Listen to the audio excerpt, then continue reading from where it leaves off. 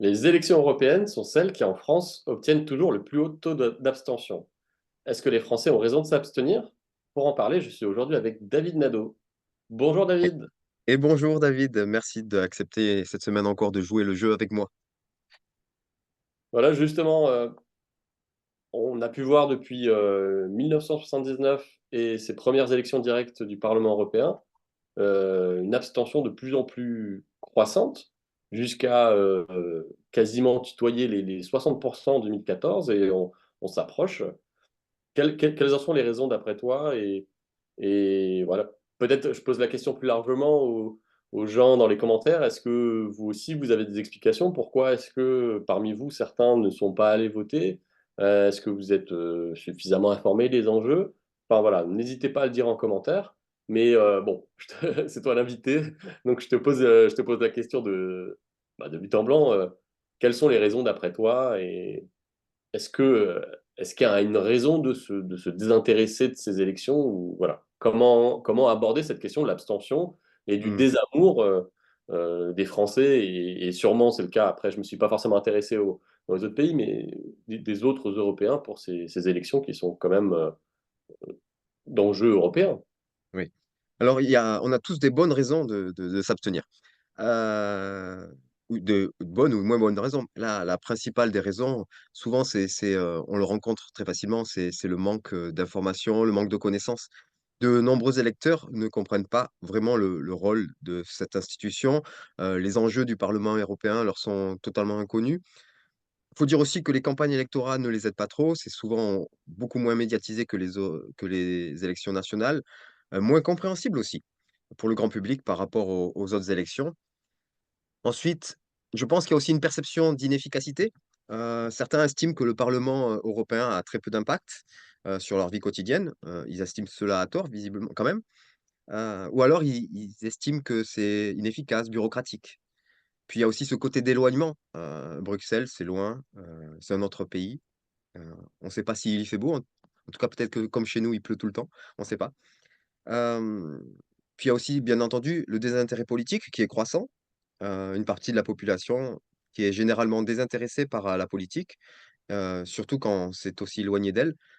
Cette population donc est majoritaire à pas voter. Beaucoup de personnes que j'ai croisées cette semaine ne se rappelaient plus quand était la date du vote, ne savaient pas qu'il y avait des élections qui venaient. Et puis il y a aussi qui monte un mécontentement et puis une protestation. C'est une façon pour certains de dire je veux pas participer à leur histoire. C'est une sorte de protestation contre les partis politiques traditionnels ou contre certaines politiques de l'Union européenne.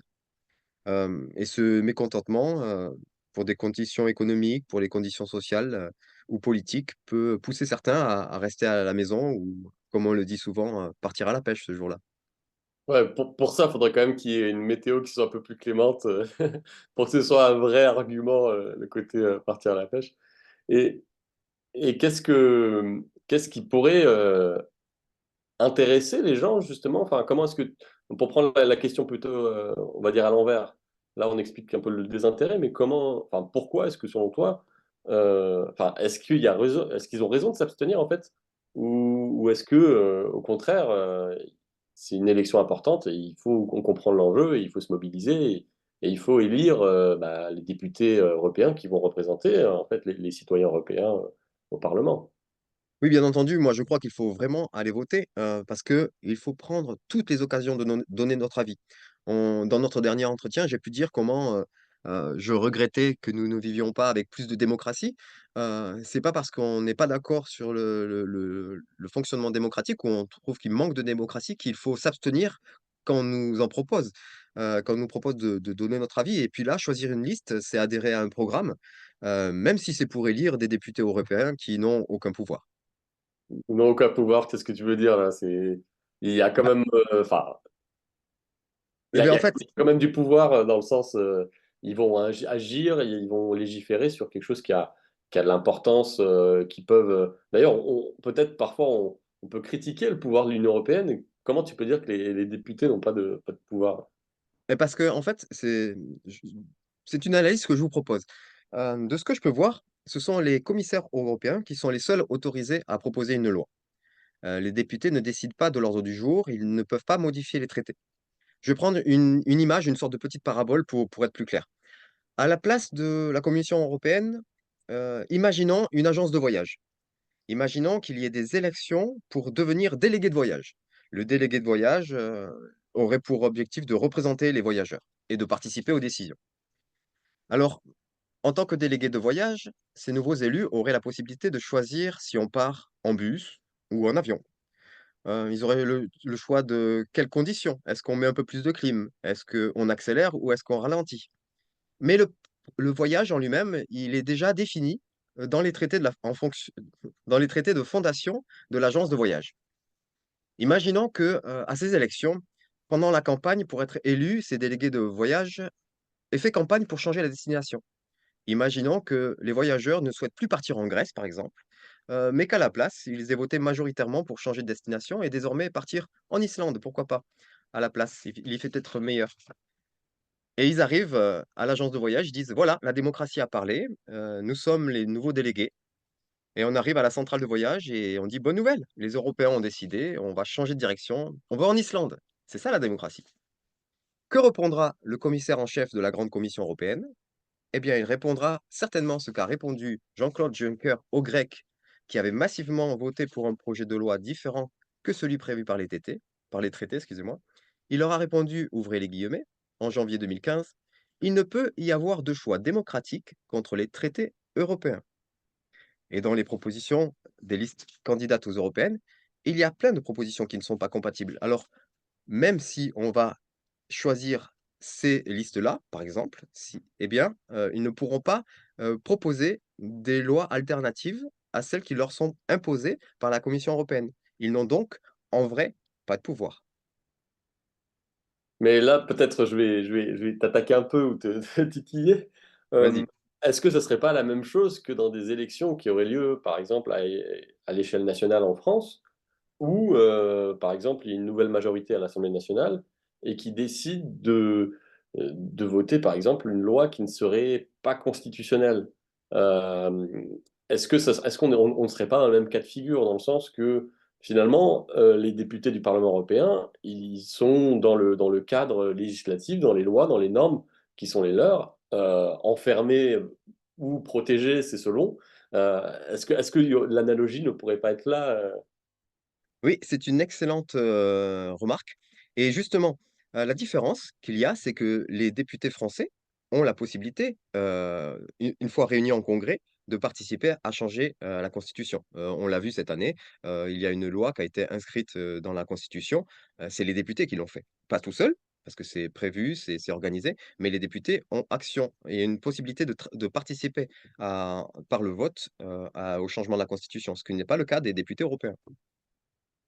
Est-ce que, bon, après, tu me dis si on développe ou pas, mais est-ce que justement, on peut faire un petit topo sur le fonctionnement de l'Union européenne? Tu as parlé, donc on a le Parlement européen qui est à Strasbourg, on a Oui, la Commission européenne.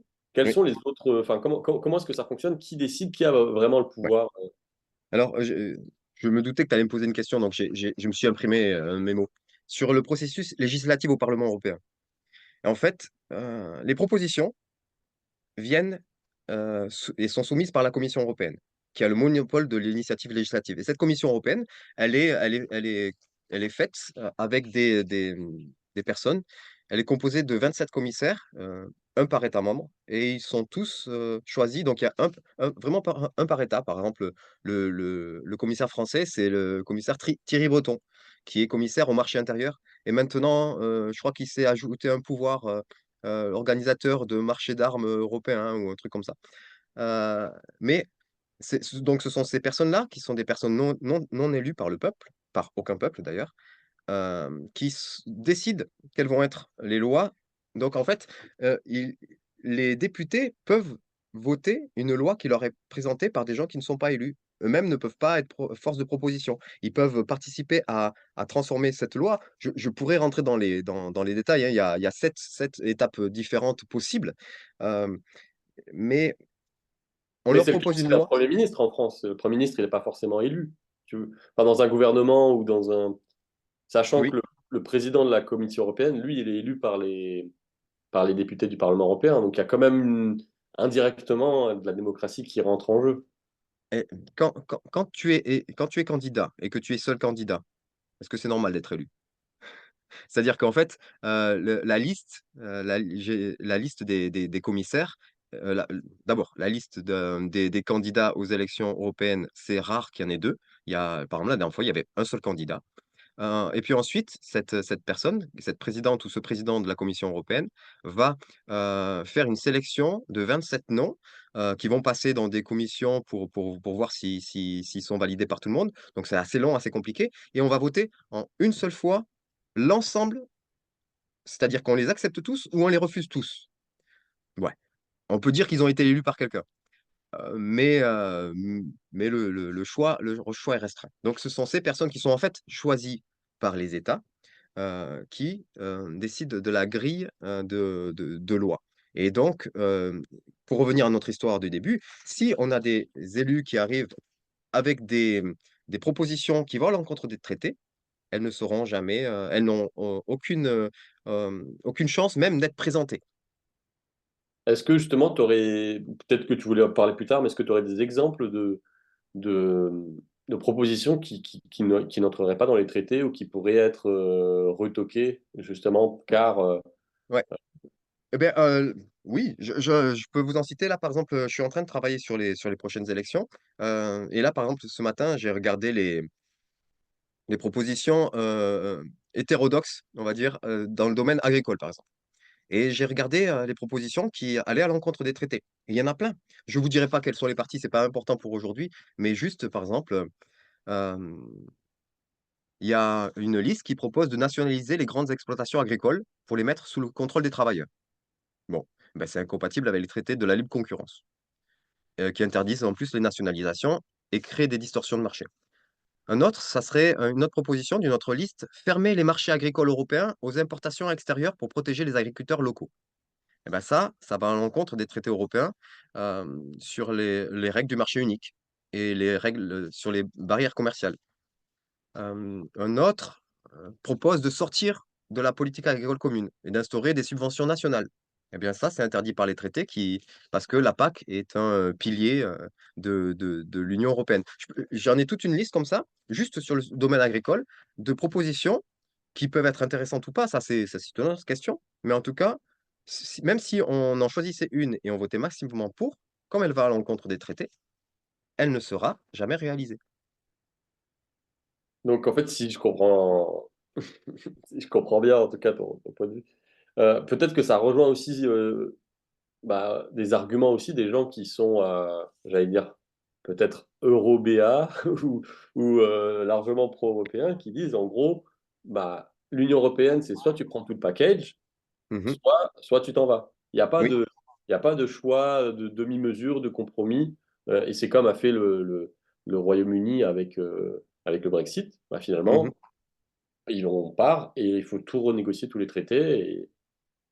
Est-ce que Oui. c'est positif ou toi tu le vois plutôt, enfin, le fait que ce soit tout ou rien, Bah, comment est-ce que tu perçois ça? bah, le fait que ça soit tout ou rien, c'est un fait. Soit ça nous va et les propositions, parce que là je parle des propositions qui sont hétérodoxes, mais peut-être que les gens, les rails de l'Union européenne actuelle leur vont très bien.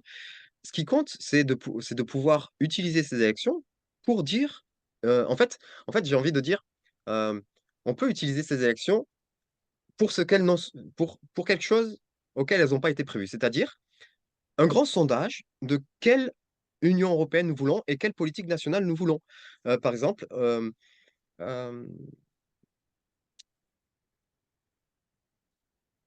je reprends aux dernières élections. Les dernières fois, c'est en 2019. Je ne sais pas si c'était les dernières fois. Si c'était les dernières fois. Bon, je prends l'exemple de 2019. En 2019, les écolos ont fait 13%, ce qui était un score énorme pour ce parti-là. Euh, et ils ont des propositions qui étaient dans le sens des traités qui ont pu être avancées.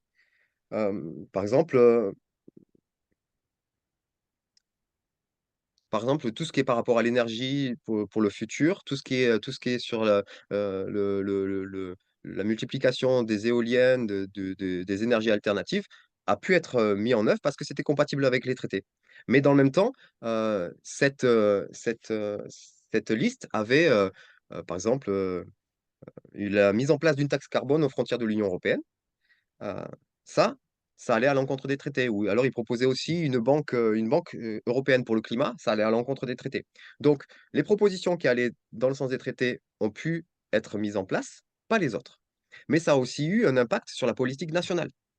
C'est ça que je veux dire, c'est qu'en fait, on nous demande rarement notre avis. Là, aujourd'hui, on va élire des gens et on pourrait se dire, «Attends, qui c'est qu'on va envoyer? Alors il faut pas envoyer telle liste trop, il faut pas qu'ils aient trop d'élus ou il faut envoyer un message fort, on va voter l'opposition». Non, là, ce qu'il faut, c'est que qu'on envoie, plein d'élus de l'opposition ou plein d'élus de la majorité, ça va pas changer grand-chose à l'Union européenne. Par contre, choisir vraiment les listes qui correspondent à ce que nous, on souhaite défendre, eh bien, ça va permettre de participer à une sorte de grand sondage grandeur nature de ce qu'on veut en vrai. Et s'il y a des listes qui sortent du lot, comme, les écolos ont pu le faire la dernière fois, eh bien, ça va impacter la politique nationale. On a bien vu qu'après, ces 13 aux européennes, ça a changé la politique nationale, par rapport à l'écologie, ça a changé des municipalités qui ont basculé, il y a eu un élan, il y a un mouvement qui est né et peut-être qu'il y a d'autres sujets que l'écologie qui, actuellement intéressent les Français. Je ne sais pas lesquels, ça ne m'appartient pas. Mais ce qu'il faut, c'est que chaque fois qu'on puisse nous donner l'opportunité de parler, qu'on le fasse, mais pour les bonnes raisons. Et cette année, comme je vous l'ai dit, il y a 37 listes qui se présentent avec 37 programmes, potentiellement différents, mais en tout cas plusieurs qui seront, clairement différents. Alors autant choisir celui qui correspond vraiment à ce que nous, on pense vraiment. Puisque de toute façon, on élit des gens qui ont pas de pouvoir. Et justement, comment. Enfin, le problème, c'est que c'est un travail de fourmi, en fait. Ça prend du temps. 37 listes, 37 programmes à lire, 37. Enfin, comment. Enfin, je sais pas, on n'a pas forcément tous le temps ou la passion pour la politique, pour se plonger là-dedans. Enfin, comment faire, je dirais, le citoyen, la citoyenne lambda qui va d'abord penser à remplir son caddie, à payer ses factures, voilà, à trouver du travail peut-être. Ouais. Alors justement, c'est là qu'on intervient. C'est pour ça que nous vous proposons d'organiser, comme on l'avait fait pour les présidentielles, des émissions d'analyse des programmes, dans lesquelles on va prendre les propositions phares dans chaque domaine. Par exemple, j'ai parlé d'agriculture tout à l'heure. Eh bien, prenons 3 propositions phares de chaque liste et puis on va analyser ces propositions. Alors, ce qu'on va faire, c'est qu'on va regrouper ces propositions parce que certaines listes ont des positions différentes sur certains points et se retrouvent sur d'autres. Et donc on va regrouper toutes ces propositions. Par exemple, je vous parlais de l'agriculture.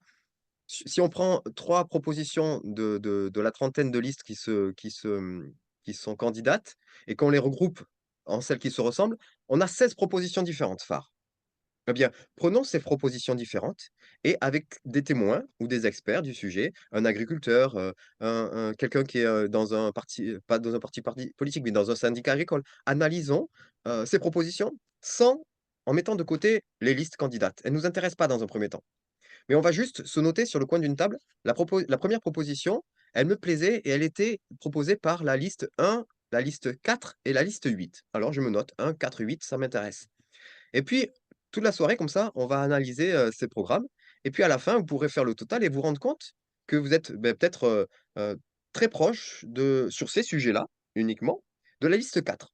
Et vous découvrirez en fin de soirée qui se cachait derrière la liste 4. Et ainsi de suite, vous pourrez apprendre à découvrir les propositions des candidats différemment. Et vous allez certainement découvrir des candidats que vous ne connaissez pas. Des candidats qui peut-être ne passent pas à la télé. Mais par contre, des candidats qui sont allés jusqu'au bout de faire un programme.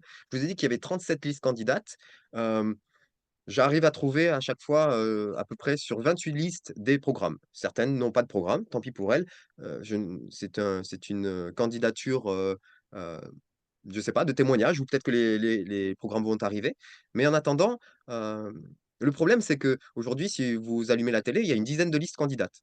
Non, en vrai, il y en a 37. Alors, les 37, n'atteindront pas les 1. Mais, encourager les listes qui correspondent à ce que l'on croit, c'est, c'est, je trouve ça génial. Si la liste qu'on soutient atteint les 3, elle sera remboursée.